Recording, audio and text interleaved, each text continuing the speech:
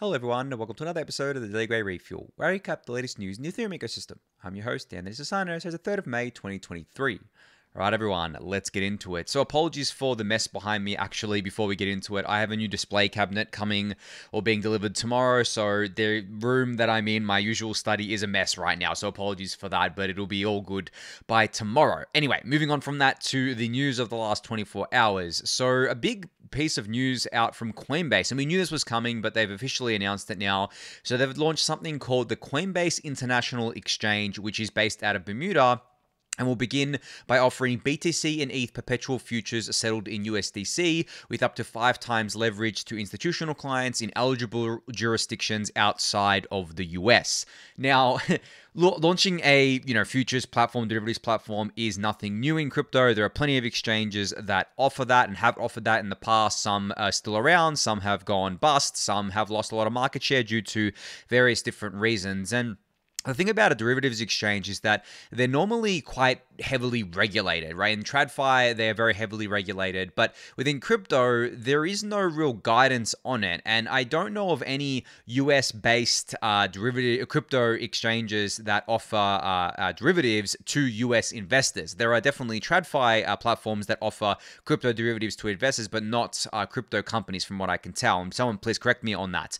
But the reason why is because there's no clear guidance, right? There's no clear guidance on what regulations they have to abide by, what rules they have to abide by, what laws, and that goes back to everything that I've been saying and that you've been seeing around the SEC and other regulatory bodies in the US. So of course, Coinbase wasn't just going to sit on its laurels and let its competition continue to eat its lunch. It said, well, let's look into launching our international or our kind of like futures or derivatives exchange on an offshore entity, as an offshore entity, which is what they've done. They are this is based out of Bermuda and is also not available to people in the US, which is just kind of insane, right? Land of the free, home of the brave, as they say.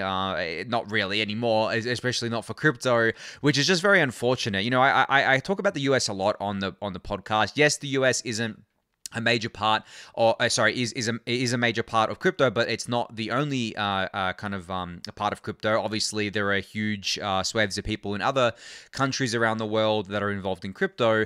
But I think within the US, we're not seeing something, except maybe China, but even China's gotten a lot better with this. But we're not seeing this kind of like regulatory harshness that we've seen in the US in any other jurisdictions that I can think of, or at least any of the other popular jurisdictions, right?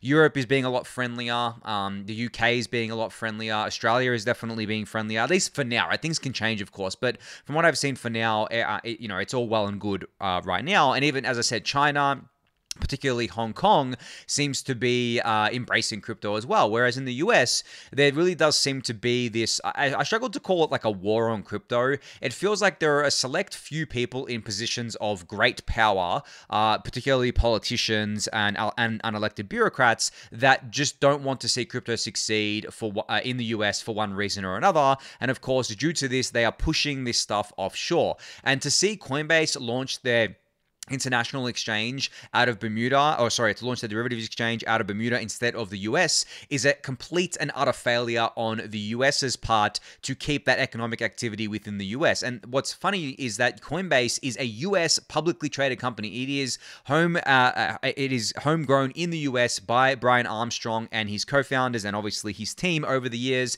It was the first crypto company in the US, or at least one of the first, and I believe it's the only one that survived since back in when it was founded, and it services millions, if not tens of millions, of US-based customers. I believe it could be potentially in the hundreds of millions of total customers, and this is just an absolute failure on the part of the US regulators here. But it's, I guess, like an opportunity that Coinbase has taken to launch it elsewhere. So you can get full details on what this is and how it may or may not apply to you. As I said, it is only open to institutional clients right now, so I'm going to assume like pretty much almost all of you are not an institutional client. I'm definitely not, obviously, but I think they're going to be opening this up to more of a retail audience as time goes on. And sorry to my friends in the US, this is not something that you'll probably ever be able to access, unfortunately, just the way it is. And I say ever with the assumption that things don't change in the US around crypto. I'm still quite hopeful that over time, the regulatory kind of regime around crypto will change. I do think it will get a lot friendlier, but as I've mentioned before, the wheels turn very slowly when it comes to regulations and laws, and obviously it follows a lot of things like the elections.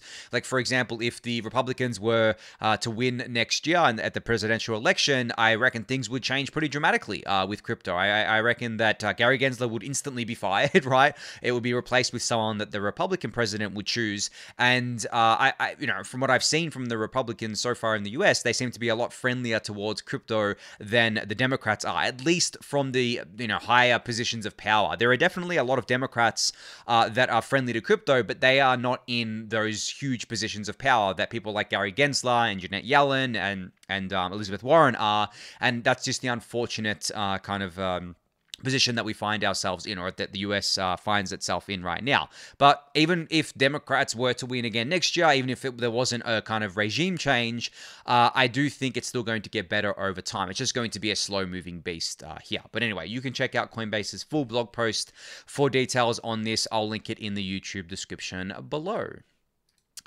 All right, so I'm going to talk a little bit about staking again today. I know it's something I never talk about, right? ETH staking. Who would have guessed? Anthony Sassano talking about ETH staking again. Well, I'm going to talk about it again because Superfizz put out an interesting tweet today about staking, particularly Rocket Pool. So he said, you can say what you want about Rocket Pool, but I'll stand on a few truths. And there's 3 truths here. Rocket Pool brings more decentralized nodes to Ethereum than any other service. Rocket Pool empowers individuals by allowing staking with less than 32 ETH. And Rocket Pool has organized a community committed to decentralization. Now, I want to break down each of these points and not only focus on Rocket Pool, but focus on the staking ecosystem more broadly here. So his first point, that Rocket Pool brings more decentralized nodes to Ethereum than any other service.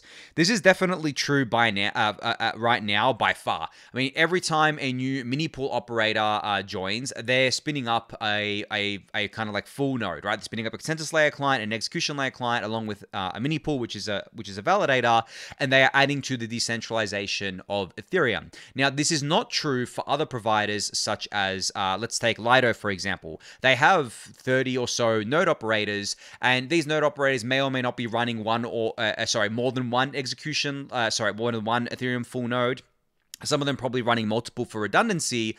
But when you think about it, look at the Rocket Pool node operators here. There's over 2,500 node operators. There's 30 Lido operators. So let's say each Lido operator is running 10 full nodes for whatever reason, right? They're all independently running 10 full nodes, which is kind of not needed, but and it would be kind of silly. And I don't think any of them are doing this, but let's, for the sake of argument, say that, right? So you 30 node operators doing 30, right? Running 10 full nodes would equal 300 full nodes across those 30 node operators. Okay, that's nowhere close to the 2,500 node operators that Rocket Pool has, where each one of them is, almost certainly running their own, at least one full node here, and some of them are running definitely more than one. I mean, I'm a Rocket Pool node operator, and I'm running like 4 full nodes on my network right now, as you guys know.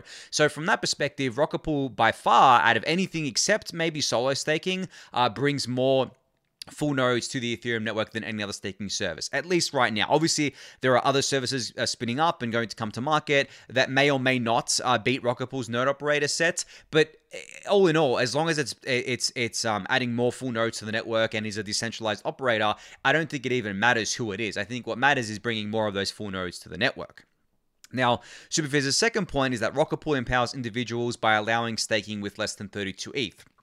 So there is a key difference here between staking with less than 32 ETH on a centralized exchange or staking with Lido or something like that. When you're doing that, you're not actually running the validators yourself. You're literally, I mean, not literally, because it doesn't actually happen like this, but you are, for all intents and purposes, delegating your stake, delegating your ETH to someone else to run the validator for you. Now, this can be done in Rocket Pool as well, right? You can buy ETH. You don't need to spin up a mini pool. But with Lido, you buy STETH, and that's all you can, or you deposit STETH into the. Deposit ETH and mint STETH, but that's all you can do. You can't actually join as a node operator. You can't actually run a Lido operator, at least right now. Maybe in the future you can, but you can't become a Lido operator in a permissionless fashion right now. Whereas the Rocket Pool, you can. Anyone can become a node operator. You don't need permission from anyone, and it's actually very, very easy to do. And there are multiple ways to do it. There's lots of documentation. There is a Discord to get you started with it and help you with it. So when you have less than 32 ETH, you can stake with Rocket Pool and spin up a mini pool for 8 ETH ETH with a 2.4 ETH bond worth of RPL tokens, and that means you're actually running the software and you are an actual node operator rather than just buying the LSD, which is totally fine. There's nothing wrong with that, but the whole point here is that you're able to actually run a staking setup, a proper staking setup, without having to have 32 ETH, which I think is incredibly powerful and incredibly awesome. And as I said, Rocket Pool isn't the only service going to be doing this, but they are right now the biggest, right? And the one that's obviously the most well known. Now, the third point Superfizz talks about is Rocket Pool has organized a community committed to decentralization. Now, I think this is the strength of Rocket Pool over its competitors. There is no other community, maybe besides the Ethereum community, that cares about decentralization as much as the Rocket Pool community does. At least that's my take. I'm not going to say that as an objective truth, but that's from what I've seen happening across the ecosystem. Every time I look at the Rocket Pool community, every time I talk to them, I really gel with them and I really feel like they care about decentralization. Now, of course, if you were to draw the Venn diagram of Rocket Pool, the Rocket Pool community and the Ethereum community, it would probably be a circle because they're pretty much the same people. But that alone is incredibly valuable and an incredible moat for Rocket Pool because it means it has a committed community, not just to decentralization, but also to the Rocket Pool protocol itself.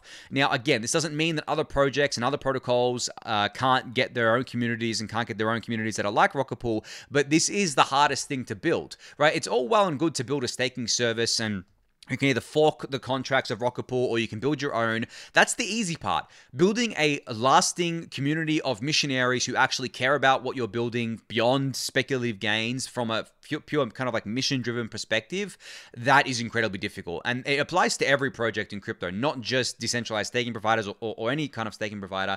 It applies to every single project and is really at the heart of my bull case for Ethereum generally, is that Ethereum has been able to actually attract that community, whereas a lot of other pretty much all other layer ones have not been able to do that at this to this point right now. So yeah, hopefully that kind of gives some more context around how I think about Superfizz's tweet there. And I also just wanted to quickly showcase the rated.network website. Again, the website is something that I use as kind of like a Bible right now to watch the differences in percentage of kind of like network penetration here. As I said, watching it day to day is kind of useless. Even week to week, isn't really going to give you much signal because it won't change very much on that front. But when you look at things like the share of the network of different providers over the long term, it can give you a nice picture here. Now, what I want to kind of look at here is Kraken. So Kraken's network penetration, I've spoken about this before, was at 7.1% before they started unwinding all the validators that they were forced to by the SEC. Now, an important point here is that the SEC only required Kraken to unwind validators that belong to US-based retail investors.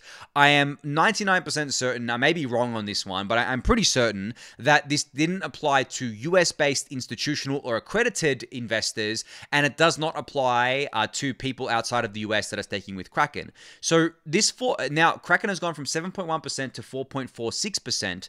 That is less than half of the Kraken's validator share that they've gone down here. And when I look at this, I'm like, okay, it hasn't actually changed in a few days. So is Kraken done unwinding their validators? I don't actually know if they are. But if they are done, it means that more than half of the stake that was staking with Kraken did not belong to US retail investors. So that actually gives you an idea of what it looks like on other centralized exchanges as well. You can assume that Binance and Coinbase, Coinbase has 13% market share, Binance has 5.1%. You can assume it's a similar makeup there, where their clients are kind of very heavily skewed towards the kind of like whales and accredited investors, which honestly, if you were to look at how it plays out with the on-chain staking services, isn't a surprise here. So I think that's a pretty clear signal of what the staking makeup looks like and what it probably will continue to look like. But I'm going to keep tabs on this, on Kraken especially, and to see kind of how that number changes there. And that number can obviously also change with the other providers gaining or losing market share, but you would expect Kraken to go a lot lower and a lot quicker if they were still unwinding validators that belong to US-based retail investors, which I don't think is the case anymore. But anyway, you can monitor that for yourself if you want, but I'll keep checking on it time to time and let you guys know what I think of it. All right, so I spoke a lot yesterday about Ethereum's credible neutrality and censorship resistance, and why if you wanted to kill Ethereum, you would attack that part of it. And it was in context. The context was around redirecting the 1559 burned ETH to funding public goods or something like that. Now, David Hoffman had a tweet which he DM'd me about, and he said, "Hey, like I thought of this when I was listening to the refill yesterday. You talking about the credible neutrality and all that sorts of stuff." So he starts off this tweet by saying, "Open money systems are public goods. The unit of account of money is a public utility. When EIP 1559 burns ETH, it's growing the value of a very widely distributed public good. EIP 1559 is a public goods mechanism." So I didn't touch on this yesterday, and this is actually a pretty important and critical topic, but I don't think I touched on it yesterday because I didn't think it was relevant to what I was trying to say yesterday, but it definitely is relevant to what David is saying here and relevant to the overall discussion. So essentially what David is getting at here is that by bestowing monetary and store of value properties upon ETH from that it inherits from its censorship resistance, from its decentralization, from its credible neutrality, essentially what we do is we just redirect how to fund public goods. So a pretty easy way of thinking about this is the value of ETH itself, right? Value of the actual asset at the heart of Ethereum.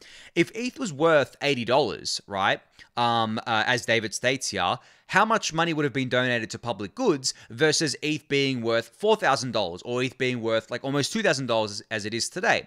The difference is pretty staggering, because I remember when ETH was worth $80, the Gitcoin grants rounds, for example, were a lot smaller. There was way less money to kind of go around. There was way less people that were able to donate because they didn't have much money, and the wealth was just not there, right? So by increasing ETH's price, whether it's because of the properties I just spoke about or because of other things like ETH uses a staking asset or the burn itself, right? Whatever way the ETH price increases, it also increases the funding towards public goods. So this is a credibly neutral way of doing this, because everyone who wants to hold ETH can hold ETH. You can buy ETH from thousands of different places around the world and get your hands on it. You can then stake that ETH and earn more ETH for yourself, right? Before the merge, you could mine ETH. There were multiple different ways to acquire ETH. Now, by holding ETH, you are a beneficiary of everything that I've just spoken about in terms of value accrual to ETH, and also that wealth effect.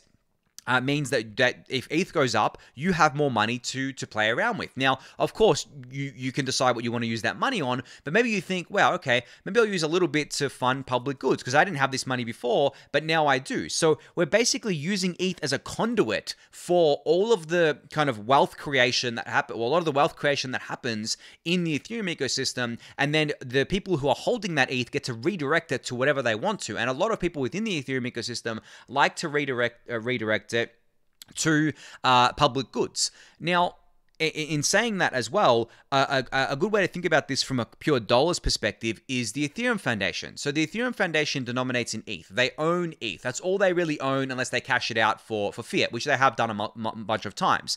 But cashing it out to fiat relies on the ETH price. So if they were to cash out 10,000 ETH at $100, right, that would net them, 10,000 ETH at $100 would net them $1 million, right? If I'm doing my math correctly, 10,000 ETH at $100, yes, it would net them $1 million.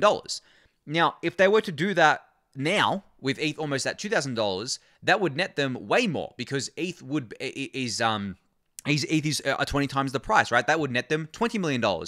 So they now have 20 times more money to go towards public goods funding, to go towards those grants that they give out, to go towards funding the Ethereum core development and research and all that sorts of stuff.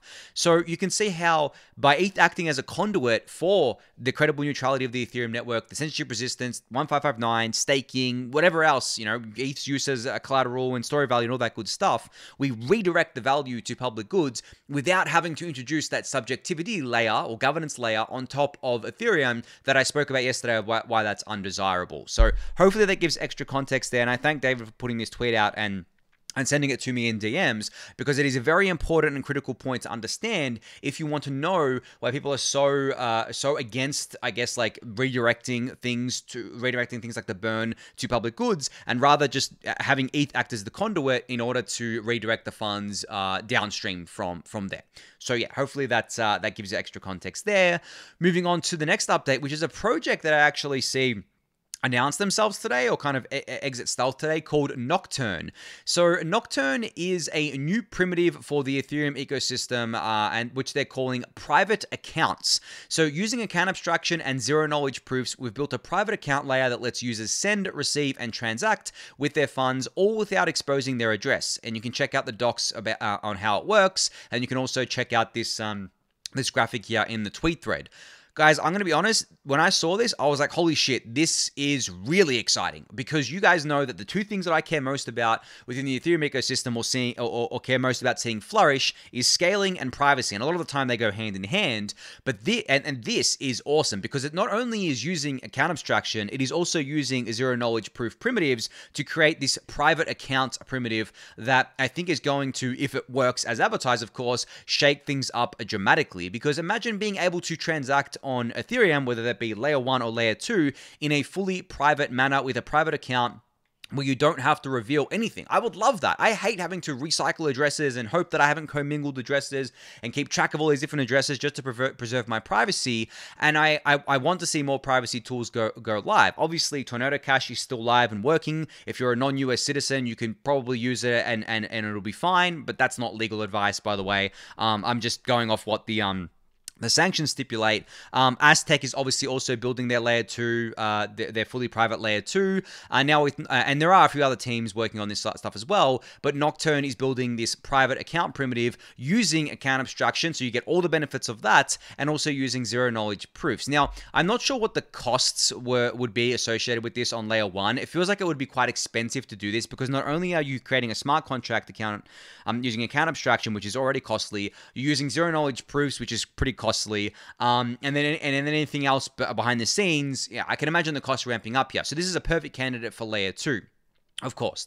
Now, the testnet is coming soon, with mainnet in the following months. They're currently, or they being Nocturne, are currently looking to collaborate with apps and institutions interested in leveraging composable privacy as new primitives. So you can DM them on that, and you can also join the Discord channel and read the read the whole blog post here for you to check out. I'll link this in the YouTube description below. But yeah, very, very excited to see another privacy project on Ethereum, especially one that has such a broad scope as Nocturne does here.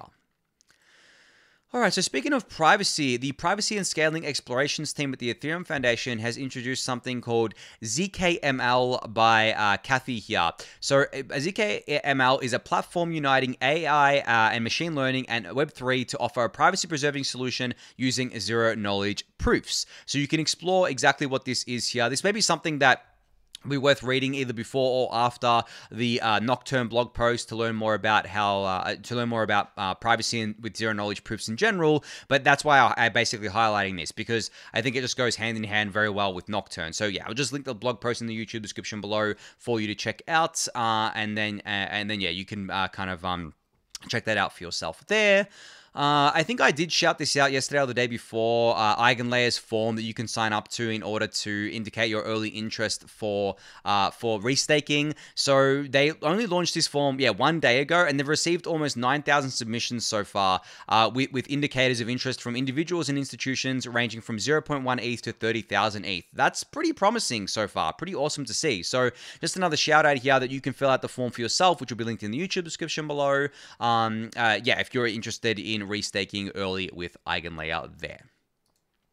All right, so an update here, or a thread here from 0xBeans, who talks about ERC, not EIP, 6551, where they say it's probably one of the most interesting application-level EIPs, IMO. It allows NFTs to own an Ethereum account. Essentially, your NFT is the access key to a wallet. A lot of interesting properties arise, such as tradable accounts. This is pretty cool. I don't know much about this. Like, I'm still learning about this. I'm still kind of wrapping my head around it. But there is a thread here, as I said, from 0xBeans, and there's also a graphic here that you can check out about how this works. But he gives an example here where he says, rather than owning a wallet, imagine Azuki number 4282 owns the wallet and all assets associated with it. Not only can you start trading full accounts and have RFV backing the NFT, you could start to have full on-chain identities represented as NFTs. This is pretty cool. I think, as I said, this is an ERC, so it doesn't require a protocol level change. It just requires people on to use this ERC and to adopt it on the chain. But I think this is something that can be quite promising, especially because NFTs obviously are quite popular. As I spoke about the other day, people tie their identity to it. They get very excited about those. And being able to trade your account without the person that has traded it away still retaining access to it is a pretty big deal, because traditionally you can't really trade accounts because you have no guarantee that the person has destroyed the private key or the seed phrase that would be able to recreate that account. So it really is a non-starter. You can't just say, "Oh, I'm gonna sell you my account here. Once you buy it, it's yours." No, that's not how it works, because you could just easily keep the private key to yourself, keep access to the wallet yourself, and the other person has no guarantee or no way to verify that you've destroyed a private key or a seed phrase, even if you say you have, right? So that is very interesting there. But anyway, I'll link this thread in the YouTube description below for you to check out. But just something that I figured was interesting and worth checking out there. All right, so Robbie Ferguson from the Immutable team has announced that they've just launched the beta of Immutable Passports. And I've spoken about Immutable Passport before. They're calling it a completely self-custodial, email-based onboarding with shared liquidity across all games. You can try it at hub.immutable.com. So it's basically an all-in-one solution for allowing people to create accounts and have accounts with the Immutable ecosystem without the fragmentation that comes with kind of like changing between games and things like that. So essentially you can think about it like maybe a little bit like an Epic Games Store or a Steam, where you sign in with your Steam account or you sign in with your Epic Games account and you have access to this library of games, you have access to social features and other things on Steam like mods and stuff like that. That's what the Immutable Passport is trying to be, and obviously it's very important for it to be composable across the ecosystems because of the assets that you have within these games, and you want to be able to access the wider Ethereum ecosystem as well. So yeah, as I said, you can try it yourself at hub.immutable.com. It is currently in beta, so just keep that in mind as well. All right, finally here, there is a app called Yup. Yep, that's right. It's actually called Yup, Y-U-P. But this app introduced something today called cross-posting, which allows people to post to Farcaster, Lens, and Twitter with one click, and it's now live in Yup Mobile. So I believe Yup is still in early access, and you have to have, it's only invite only right now, and I don't think I have, I mean, I have access to it, but I don't think I have any invites to give out there. And also, I don't have any Farcaster invites left, unfortunately. I was given another 20 last time I asked, and that was really it. So I have none left. So unfortunately, for those of you who I left hanging, I apologize for that. But hopefully I get more invites at some point in the future, and I'll definitely keep you guys in mind and let you guys know so I can send through more invites there. But anyway, if you are on Farcaster and Lens and Twitter, and you have access to Yup, well, now you can do cross-posting, which I think is pretty cool, because the main issue I think people have is kind of like deciding where to post. They say, okay, should I post this on Twitter? Should I post this on Farcaster? Should I post this on Lens? Or when really a lot of them probably think, I wish I could just post this everywhere at once, which I think is a pretty cool feature. So definitely go check this out if you've got access to Yup. But I think on that note, that's going to be it for today. So thank everyone for listening and watching. Be sure to subscribe to the channel if you haven't yet. Give it a thumbs up, subscribe to the newsletter, join the Discord channel, and I'll catch you all tomorrow. Thanks, everyone.